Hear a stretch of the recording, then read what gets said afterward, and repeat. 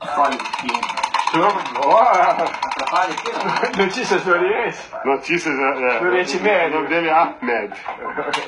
E Ahmed é o seguinte, só que quero danado, não queria assinar uma cláusula que não pode mexer na harmonia dele.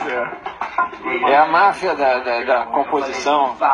Ahmed é um fornecedor do Chico. Os caras me abordam na rua e vão vendendo música pra mim, né? Eu vou comprando.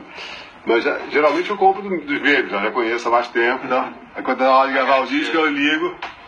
Tem samba bom pra vender, tem uma canção, tem não sei o que, tem Alguma novidade? alguma novidade. Eu tenho uns 8 ou 9 compositores habituais, é. São compositores anônimos. Então por aí o meu trabalho é buscar. Tem um que faz canções assim, que faz canções no feminino. Esse cara é legal. A moça, né? Uns estão velhos, tem uns que já estão no asilo, tem uns que já pararam, outros se entregam as coisas meio má qualidade, enfim. Eles se repetem, né? Então eu tenho que ficar trocando de fornecedor. Aí eu vou lidar com gente que eu não conheço, né? Esse é a primeira vez.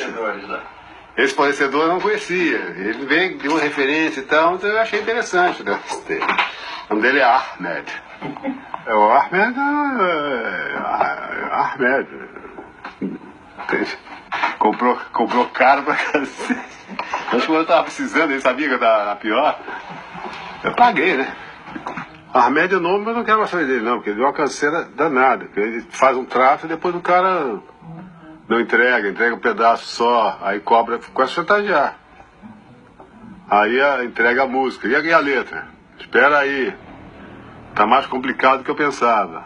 O que quer dizer com isso, Ahmed? Você sabe. Você entendeu o que quer dizer. Aí vai aumentando. Filho, eu já tô no prejuízo, não tem nada. Pô, eu trabalho. Eu não componho não, mas eu trabalho pra cacete.